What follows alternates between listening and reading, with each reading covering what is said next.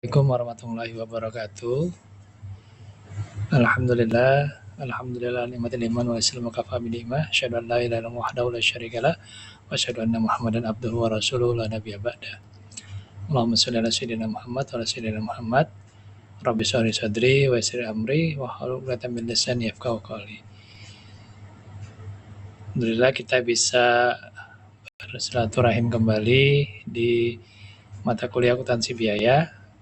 Pada pertemuan kali ini kita akan membahas tentang chapter kelima di akuntansi biaya terkait sistem akuntansi biaya overhead pabrik atau BOP. Kita awali dari mulai konsepsi BOP itu sendiri yang mungkin Bapak Ibu sudah tahu sebelumnya bahwa BOP adalah biaya produksi selain biaya bahan baku atau BBB dan biaya tenaga kerja langsung atau BTKL. Kemudian klasifikasi biaya overhead pabrik atau BOP terdiri atas yang pertama biaya bahan penolong, yakni bahan yang tidak menjadi bagian utama dari produk jadi atau mempunyai nilai relatif kecil dari produk jadi. Yang kedua yang termasuk BOP adalah biaya reparasi, yakni biaya yang dikeluarkan dalam rangka pemeliharaan atau reparasi atas mesin-mesin produksi, peralatan atau kendaraan yang dimiliki oleh perusahaan. Yang ketiga, biaya tenaga kerja tidak langsung, yaitu biaya tenaga kerja yang tidak dikeluarkan secara langsung dalam produksi barang atau jasa. Yang keempat, biaya yang timbul sebagai akibat penilaian terhadap aktiva tetap, contohnya biaya penyusutan atau depresiasi. Yang kelima, biaya yang timbul sebagai akibat berlalunya waktu, contohnya biaya asuransi.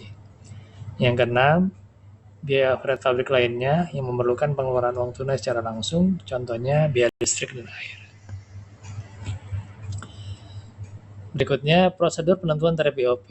Di awal kita sudah mengetahui bahwa ketika perusahaan menggunakan akuntansi biaya, mereka akan menggunakan tarif dalam penentuan BOP-nya.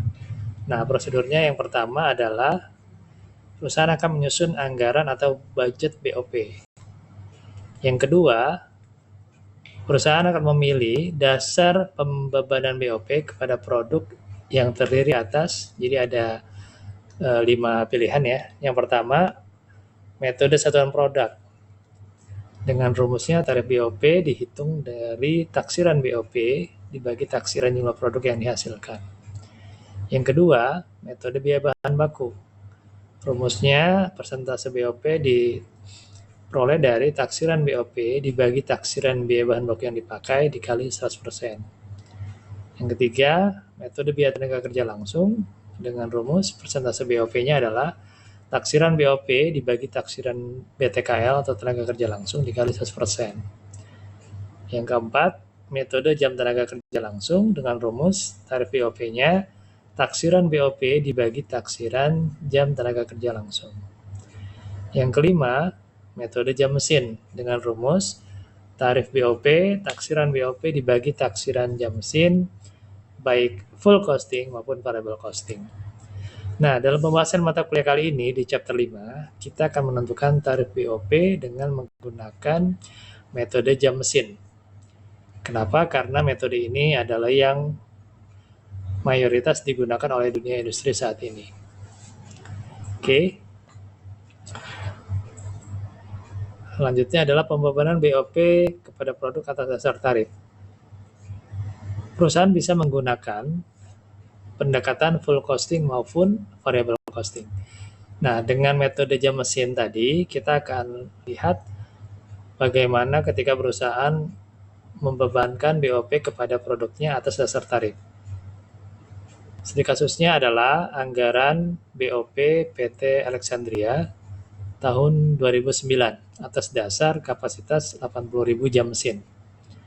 Dengan asumsi 80% kapasitas normal yang dipakai dalam produksi barang. Nah, datanya adalah sebagai berikut. Ada kode akunnya, ya, ada jenis biaya, kemudian jenis biayanya tetap atau variabel dan jumlahnya. Oke, yang pertama kode akunnya adalah biaya bahan penolong, jenisnya adalah variabel. Kemudian yang kedua biaya listrik juga variabel, biaya BBM variabel, biaya tenaga kerja tidak langsung variabel, lalu ada juga yang tetap, lalu ada biaya tunjangan karyawan, ada biaya reparasi, ada variabel dan tetap, ada biaya asuransi gedung, ada biaya depresiasi ya yang sifatnya tetap. Kemudian baru kita akumulasi ya. Di sini sudah kita bisa simpulkan jumlah biaya variabelnya sebesar 5.800.000, sedangkan jumlah biaya tetapnya senilai 5.400.000. Sehingga total biaya BOP-nya, bebanan BOP-nya adalah sebesar 11.200.000. Oke. Nah, berdasarkan metode pembebanan jam mesin, maka tarif BOP PT Alexandria dapat dihitung sebagai berikut. Jadi kita bagi dua ya. Yang pertama, kita hitung jika untuk BOP-nya yang jenisnya variabel. Ya, maka jumlah BOP-nya tadi 5.800.000 dibagi kapasitas jam mesinnya berapa? 80.000 ya. Sehingga dapat tarif BOP-nya adalah sebesar Rp72,5 per jam mesin. Sedangkan untuk tarif BOP tetapnya sama, jumlah biaya BOP tetapnya 5.400.000 dibagi 80.000 jam mesin. Sehingga tarif BOP-nya adalah sebesar Rp67,5 per jam mesin. Sehingga kalau di total, jumlah tarif BOP secara keseluruhan untuk full costing PT Alexandria adalah sebesar Rp140 per jam mesin. Ya, jadi seperti itu Bapak Ibu. Nah, namanya praktik di dunia industri, terkadang ada pemakaian mesin yang tidak maksimal. Tadi kan kapasitas maksimal normalnya itu 80.000. Ya, anggaplah misalkan PT Alexandria hanya mencapai kapasitas sebesar 75.000 jam mesin. Ya, bisa saja terjadi misalkan karena faktor ekonomi, inflasi, dan seterusnya. Nah, kalau misalkan kita sudah dapatkan hanya mencapai 75.000 jam mesin, maka BOP yang dibebankan adalah Rp140 ya, jam mesin dikali 75.000 jam mesin. Ya, jadi kalau kita bicara normalnya adalah Rp140, sedangkan kapasitas yang dipakai ternyata hanya 75.000, maka tinggal kita kali sehingga BOP yang dibebankan adalah sebesar 10.500.000. Dan kalau ini terjadi, maka akuntan akan mencatat dengan jurnal sebagai berikut. Pada sisi debit akan dicatat sebagai BDP BOP atau barang dalam proses BOP senilai 10.500.000, dan di sisi kreditnya juga dicatat sebesar 10.500.000 dengan akun BOP yang dibebankan. Ya, jadi itu kalau menggunakan full costing. Nah, bagaimana kalau misalkan PT Alexandria menggunakan variable costing? Ya, maka tinggal kita pilih saja jumlah biaya BOP variabel saja. Ya, tadi kalau untuk variabel nilainya adalah Rp72,5 dikali jam mesin yang terpakai. Ya, anggaplah tadi Rp72,5 dikali 75.000 jam mesin. Ya, sehingga besarnya adalah 5.437.500. Nah, maka kalau dia pakai variable costing sama ya, akan dicatat sebagai BDP BOP ya di sisi debitnya, lalu di sisi kreditnya adalah BOP yang dibebankan dengan nilai yang sama. Jadi seperti itu. Ya, bisa menggunakan full costing maupun variable costing. Nah, bagaimana kalau misalkan kita mau mengetahui pengumpulan BOP sesungguhnya? Ya, jadi kan berdasarkan tarif tadi ya sudah ketahuan. Nah, ketika kita pengen mengetahui BOP sesungguhnya, ya kita juga bisa pilih dengan dua pendekatan tadi. Yang pertama adalah pendekatan full costing. Tadi kenyataannya adalah BOP yang sesungguhnya adalah 10.700.000 ya. Maka selisih BOP yang sesungguhnya terjadi dengan yang dibebankan kepada produk adalah sebesar 200.000. Dapatnya dari mana? 10.700.000 dikurangi 10.500.000. Sehingga kalau kita dicatat sebagai rincian BOP-nya, maka jumlahnya akan berubah ya dibanding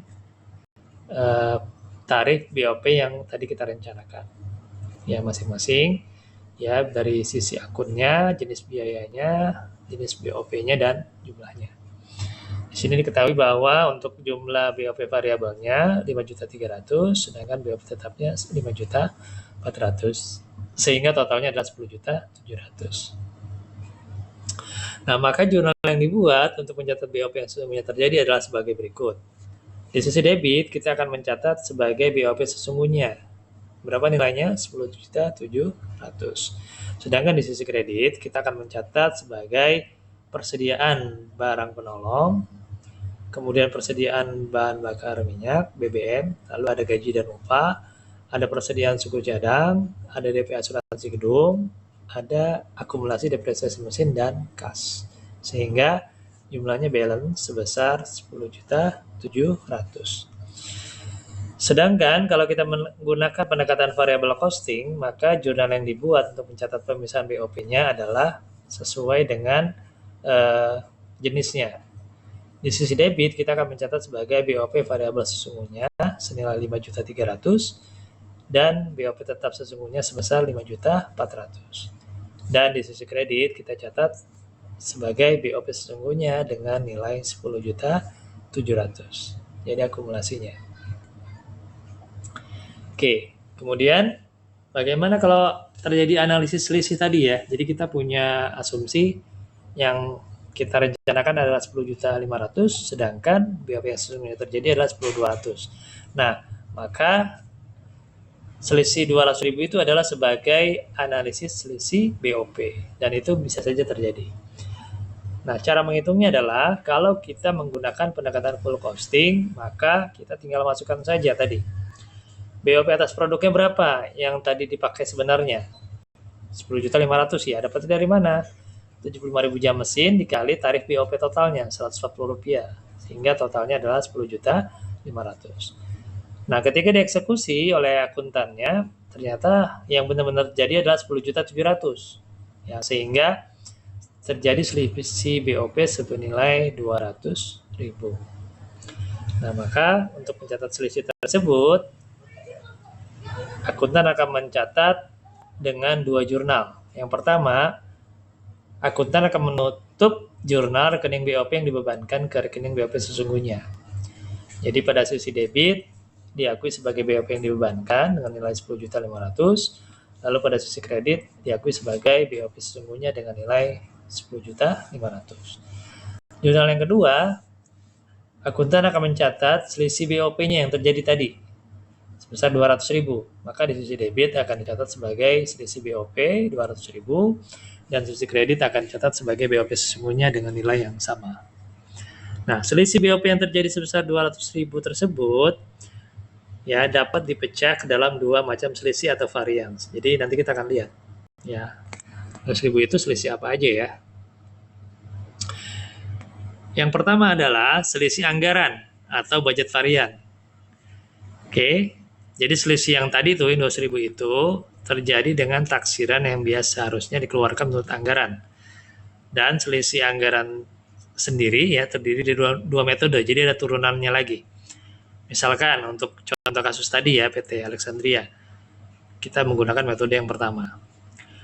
BOP sesungguhnya berapa? 10.700.000. Sedangkan BOP yang dibebankan adalah BOP tetapnya 5.400.000, BOP variabelnya adalah 5.437.500 sehingga totalnya adalah 10.837.500. Nah, selisih lebih ini kita anggap sebagai laba ya.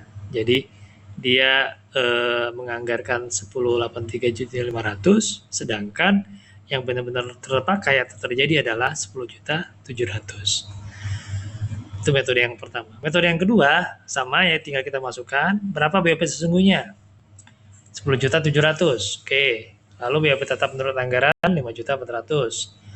BOP variabel sesungguhnya 5.300.000. Sehingga BOP yang dibebankan adalah 5.437.500. Selisih anggarannya sama 137.500 ya, atau dianggap laba. Kenapa laba? Karena lebih besar dibandingkan BOP yang sesungguhnya terjadi. Lanjut. Nah, sekarang kalau selisih kapasitas, ya. Nah, kalau selisih anggaran kita berbicara laba rugi, kalau kapasitas kita bicara adalah efisiensinya. Jadi selisih kapasitas itu selisih yang menunjukkan perbedaan antara BOP tetap yang dianggarkan dengan BOP yang dibebankan kepada produk. Nah, selisih kapasitas sendiri terdiri dari 3 metode, ya. Kita masih gunakan contoh kasus PT Alexandria, ya. Metode yang pertama, kita masukkan BOP tetap yang dianggarkan berapa tadi? 5.400.000. Kemudian BOP tetap atas produk adalah yang sebenarnya 75.000 jam mesin kali 67,5 rupiah. Sehingga terjadi selisih kapasitas sebesar 337.500 atau dianggap rugi. Kenapa rugi? Karena seharusnya ya kita bisa menggunakan kapasitas maksimal berapa tadi? 80.000 jam mesin. Ternyata hanya kepakai 75.000 jam mesin. Nah, selisih itu dianggap sebagai selisih rugi kapasitas karena ada sekitar 5.000 jam mesin yang belum terpakai, ya. Metode yang kedua juga sama. Tinggal kita masukkan kapasitas yang dianggarkan berapa tadi? Normalnya 80.000 jam mesin. Sedangkan yang kita pakai sebenarnya oleh PT Alexandria adalah 75.000 jam mesin, sehingga kapasitas tidak terpakai adalah 5.000 jam mesin. Tarif BOP tetapnya berapa? 67,5 rupiah, sehingga terjadi selisih kapasitas dengan jumlah yang sama sebesar 337.500. Ya, dianggap rugi, ya, rugi kapasitas. Lalu metode yang ketiga, BOP tetap yang dianggarkan berapa? 5.400.000. BOP variabelnya 75.000 jam mesin dikali tarifnya 72,5 rupiah. Sehingga dapat angkanya berapa? 10.837.500. Sedangkan BOP atas produk berapa tadi? Faktanya 75.000 dikali 140, ya, atau 10.500. Sehingga terdapat selisih kapasitas sebesar 337.500 atau dianggap rugi karena ada jam mesin yang tidak terpakai. Nah, itu untuk full costing. Nah, kalau variable costing juga sama, ya.